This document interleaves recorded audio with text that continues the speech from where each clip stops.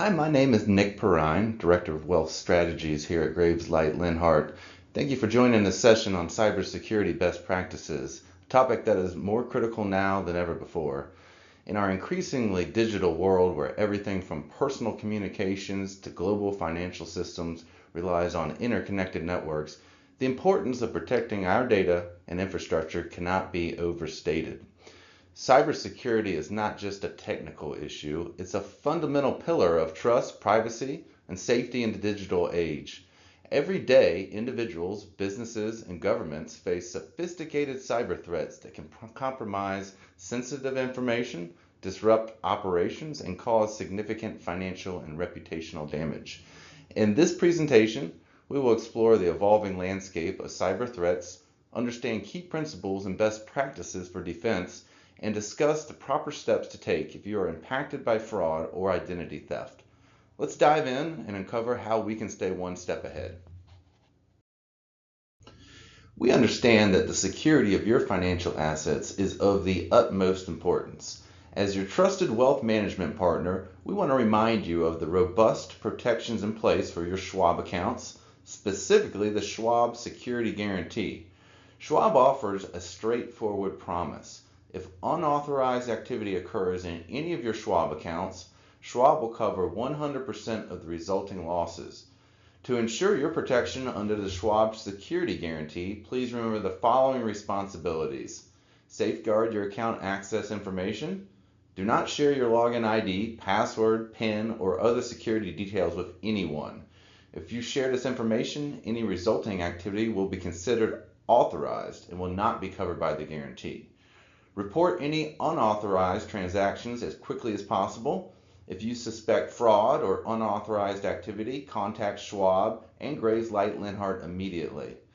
Regularly review your account statements to promptly identify and report any unauthorized transactions.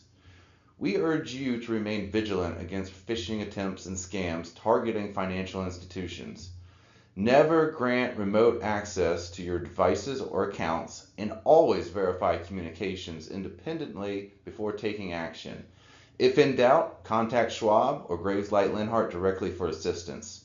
Your security and peace of mind are our top priorities. If you have any questions about Schwab's security guarantee or need assistance with your account, please reach out to our team. We want you to know that the Schwab Security Guarantee applies automatically. No additional enrollment is required on your part. However, there are some activities that we want you to be aware of that could limit this guarantee. If you share Schwab account access with anyone else or authorize account access through a third-party app, the guarantee does not apply. The guarantee only applies to unauthorized activity in your account. What a third party does in connection with your account and your information, even if they fail to safeguard your account or information, is considered authorized by you, so the guarantee does not apply to their actions. If you use a third-party software program to retrieve tax data from Schwab to assist in preparing your annual income tax return, we urge you to immediately reset your password after the third-party application retrieves your data through the Schwab website. Additionally, after you have transferred your tax data, you can unlink the third-party application's access through the security settings in your profile. Also, the guarantee does not apply if you allow someone other than a Schwab employee remote access to your device or Schwab account. It is important that you safeguard your account access from scammers that may try to obtain this information under false pretenses. As long as you protect your account credentials and promptly report suspicious activity, Schwab will reimburse you for losses due to unauthorized activity in your accounts.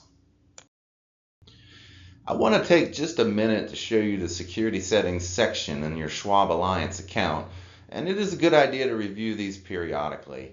You can access these settings by navigating to the Profile drop-down in the top right-hand corner of your screen while logged into your account, and then selecting Security Settings.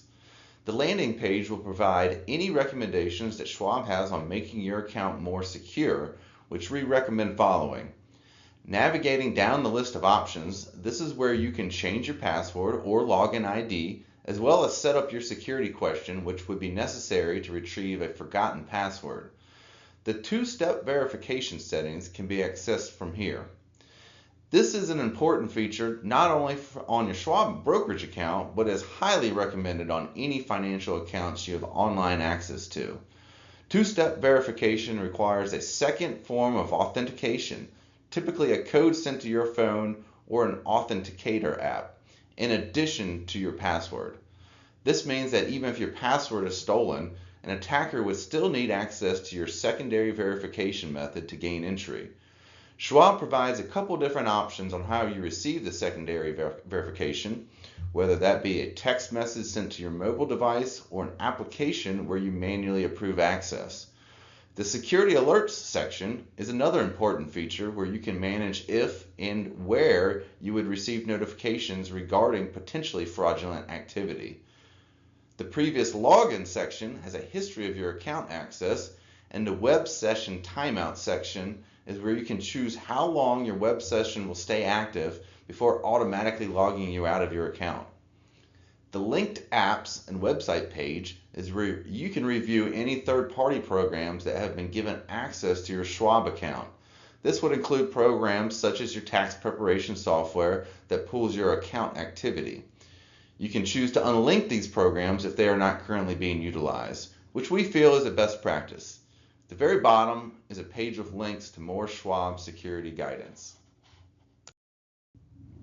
Next, I want to take some time to review what I would consider general best practices. Some of these are just basic things that you can do, but at the same time, these are areas where people routinely let their guard down. Review account statements regularly for suspicious activity. This includes bank and credit card statements, as well as your brokerage accounts. Unrecognized charges or withdrawals may be signs of identity theft. Catching fraudulent activity early allows you to minimize potential financial losses and take swift action to secure your account. Be suspicious of unexpected or unsolicited phone calls, emails, and texts asking you to send money or disclose personal information. If you receive a suspicious call, do not accept it, hang up, and if you feel it may be a legitimate inquiry, you can call back using a known contact number. Be cautious when sharing sensitive information and conducting personal or confidential business via email, since it can be compromised and used to facilitate identity theft.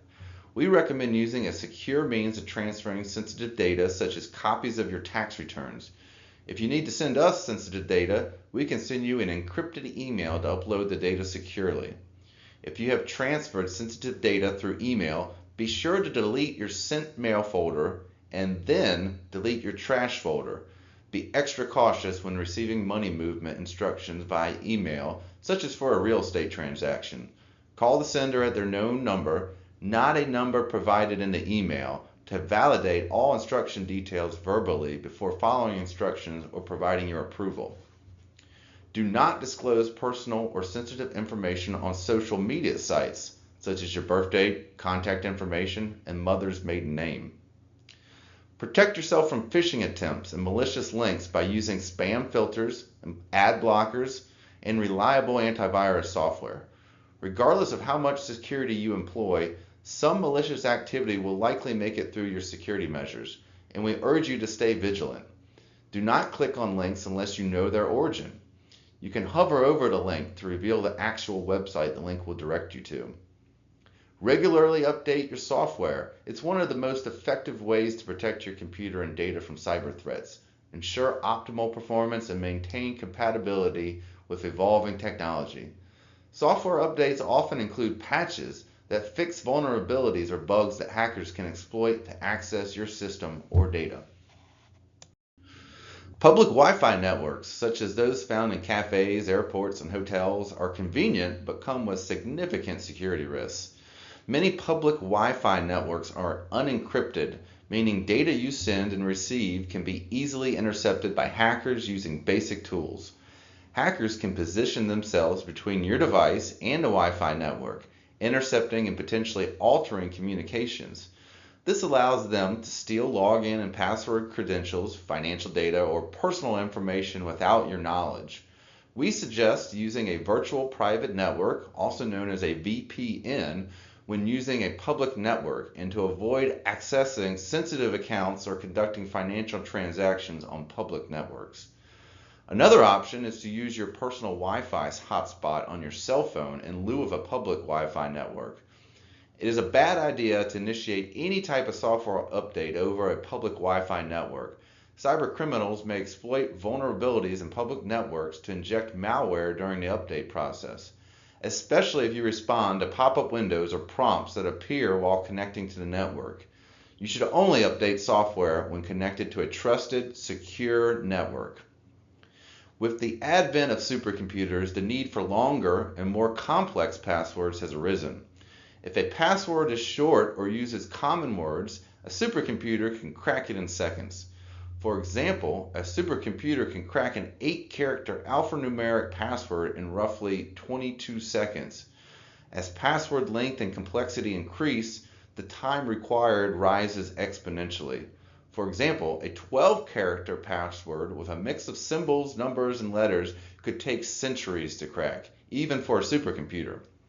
We have found that most people struggle with effective password management due to the sheer number of passwords, the need for unique and complex passwords, and a constant need to change them.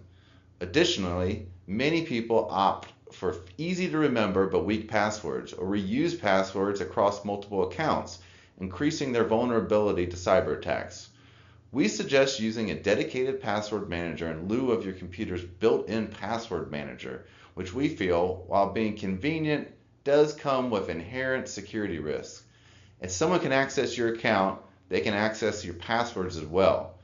Dedicated password managers provide security layers like biometric login, PIN code access, and two-factor authentication. They also make it easy to create and manage your entire wallet of passcodes.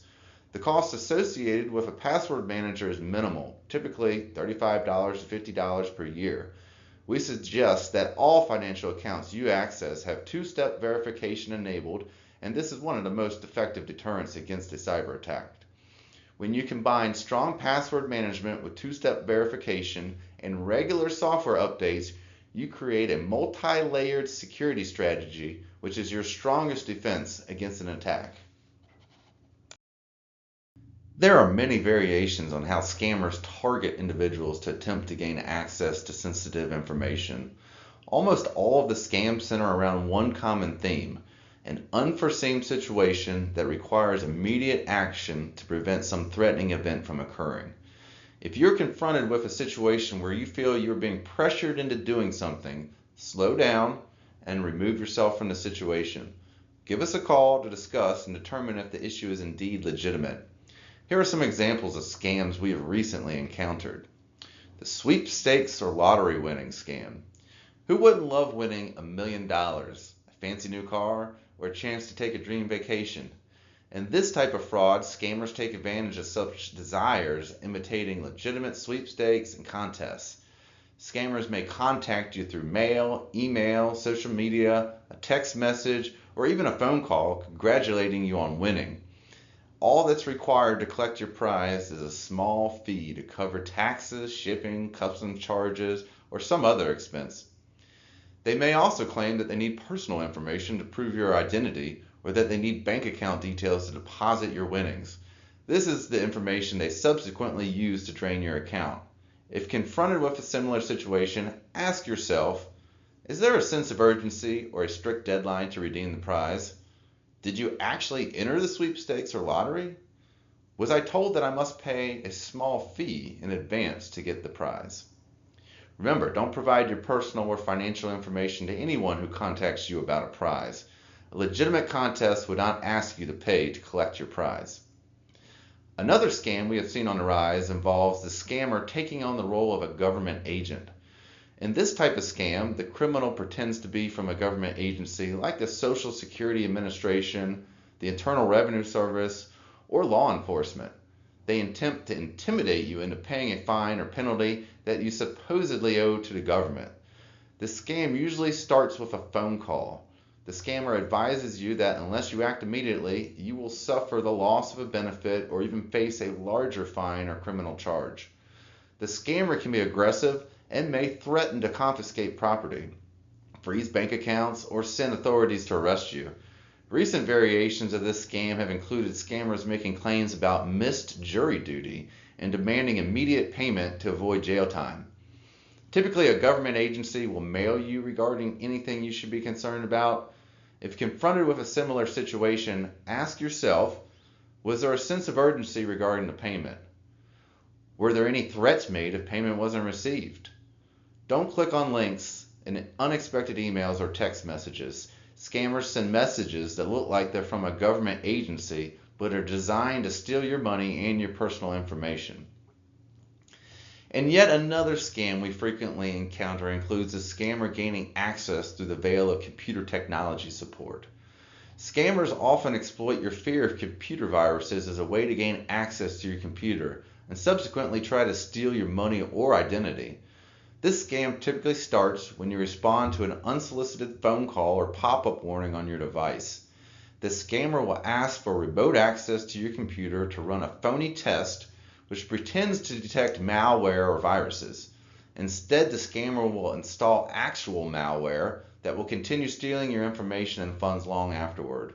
Remember, don't give remote access to your computer or payment information to someone who calls you unsolicited. Don't call a number in a pop-up virus alert. Legitimate warnings from your operating system or antivirus program do not ask you to call anyone for support.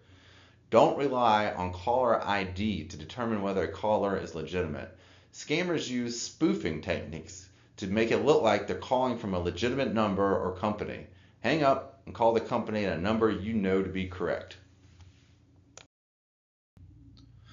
While QR codes themselves are not inherently malicious and cannot be hacked, they can be used by fraudsters to direct you to harmful websites or trigger downloads that compromise your device and personal information. Scanning a malicious QR code can initiate download of malware onto a device, potentially giving attackers access to personal data, device location, contact lists, or even financial information. Attackers may replace legitimate QR codes at payment points, such as parking meters, with their own, redirecting payments to their accounts instead of the intended recipient. Always verify the URL before clicking. Before you tap to open any link presented after scanning a QR code, carefully examine the destination website to ensure it is legitimate and matches what you expect. In rare cases, vulnerabilities in QR code scanner apps can be exploited to gain unauthorized access to device features such as cameras, sensors, or storage. Using untrusted third-party scanner apps increases the risk. Be wary of QR codes in suspicious contexts. Do not scan QR codes in emails from unknown senders or unverified websites or in public areas without confirming their legitimacy. Identity theft protection software services offer a suite of features that extend beyond just basic monitoring. Many plans include regular access to credit reports and score tracking, helping users stay informed about their financial health and spot anomalies early. Some advanced solutions also provide device-level security, password managers, and spam blockers to proactively block common avenues of attack. In the unfortunate event that identity theft does occur, these services offer recovery support. This can include access to dedicated restoration specialists who guide victims through the process of reclaiming their identity, filing necessary reports, and repairing their credit. Many providers also include identity theft insurance, covering expenses related to the recovery process and reimbursing stolen funds, sometimes up to $1 million. How much does it cost? Entry-level plans start at about $40 to $100 per year. These typically include basic features such as dark web monitoring and limited credit bureau checks. Mid-tier plans with more comprehensive coverage, like 3-bureau credit monitoring and higher insurance limits, can range from $200 to $400 per year. Premium or family plans can cost over $800 per year, offering expanded coverage for multiple adults and children, higher insurance amounts, and additional cybersecurity tools. Some offer introductory rates for the first year, but prices may increase by 30 to 50% or more upon renewal. If you decide to purchase, always review what each plan includes and check renewal pricing before committing. It's important to note that no service can guarantee complete prevention of identity theft. These services can help detect and respond to identity theft, but they cannot prevent all forms of fraud or stop criminals from accessing your information if it is compromised elsewhere. Relying solely on identity theft software can create a false sense of security. Users may mistakenly believe that they are fully protected and become less vigilant about personal security practices, when in reality, the software cannot remove personal data from the dark web or prevent misuse by criminals. The question you are probably asking yourself is this something I should purchase to protect my security? I think the answer is, it depends. If you are careful online, using strong, unique passwords, enabling two-factor authentication, monitoring your accounts, and freezing your credit, you may not need the identity theft protection software. Many of the core protections like credit freezes and regular credit checks are available for free and can be highly effective in preventing new accounts from being fraudulently opened in your name. But if you prefer convenience, want insurance coverage, or desire expert help in case of identity theft, these services may be worthwhile. If you suspect you've been the victim of identity theft or fraud, taking immediate action may help limit the impact. We understand that this can be a nerve-wracking ordeal to go through, and we are here to help you navigate how best to proceed. Give us a call, and we will work through the next steps together. The first step is to immediately report the fraud or identity theft to your financial institutions and creditors and follow any instructions they provide regarding your accounts. You will next want to place a fraud alert, which is free of charge, by contacting one of the 3 credit bureaus, Equifax, Experian, or TransUnion. When you place a fraud alert with one of the credit bureaus, they must in turn notify the other 2 credit bureaus. The fraud alert will make it harder for someone to open new accounts in your name. When you have a fraud alert on your report, a business must verify your identity before it issues new credit in your name. You can renew the fraud alert after 1 year. Additionally, you should report the incident to your local police. Even though the incident may cross multiple jurisdictions, your local police can help file a formal record of the incident, which is crucial for disputing fraudulent charges, accounts, and debts. After you initially report the fraud or identity theft, you want to make sure your computer and accounts are secured and locked down. It is critical that your computer is secured prior to logging back into any of your financial accounts, where you will need to enter your login and password. We suggest running a full antivirus and anti-spyware scan. You can either run this through the built-in security features of your operating system or through antivirus software if that has been separately installed. These programs will identify and remove any security threats that are recognized. Once you have ensured your device is not infected with a virus, malware, or spyware, we suggest changing your passwords. Each password should be unique, strong, and coupled with 2-step verification when available. Next, we suggest placing a freeze on your credit with the 3 credit bureaus, Equifax, Experian, and TransUnion.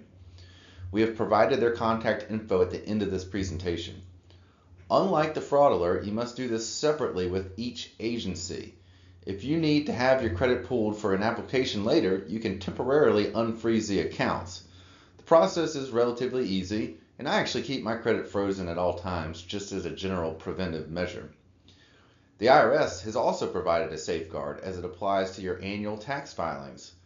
Everyone is now entitled to get an Identity Protection Personal Identification Number, also called an IP PIN, by filing Form 14039 Identity Theft Affidavit. The IRS will mail your PIN in early January, which needs to be entered on your tax return for it to be accepted. Most states, including Virginia, have similar personal identification numbers as well, though some require that you disclose how your personal information has been compromised prior to receiving one. After a security breach, it is important to continually monitor your account statements for any unauthorized activity. Ideally, this is something you are already doing, but it rises in importance after a breach. This includes reviewing your Social Security account for any changes, and we have provided a URL for creating or signing into your account. If you determine your Social Security number has been compromised, you should contact their fraud hotline. The Office of the Inspector General will take your report and investigate the activity. Another item that is really just good standard practice is ordering a free credit report at annualcreditreport.com. This ensures there are no fraudulent activities such as newly opened accounts. The three national credit reporting agencies, Equifax, Experian, and TransUnion, have permanently extended a program that lets you check your credit report at each of the agencies once a week for free. Additionally, you can contact the FTC, the Federal Trade Commission. The FTC doesn't resolve individual complaints, but it can provide information on what steps to take. The FTC uses this information to detect patterns of wrongdoing and may lead to investigations and enforcement actions. If you need to place a fraud alert or a credit freeze on your account, you can do so directly on the three credit bureaus' websites or by contacting the numbers listed on the slide. You only need to initiate a fraud alert with one of the credit bureaus, as they will contact the other two. If you are freezing your credit, you will need to do that individually with each credit bureau. Protecting your financial assets and personal information is a shared responsibility. Our firm is deeply committed to maintaining the highest standards of cybersecurity, but your vigilance is equally important. By staying informed, practicing safe online habits, and partnering with trusted advisors, you can significantly reduce your risk and help ensure your wealth remains secure. Remember, cybersecurity is not a one-time effort, but an ongoing process. If you have any questions or concerns, or if you'd like personalized guidance on securing your digital life, please don't hesitate to reach out to our team. Together, we can build a safer and more resilient financial future. Thanks.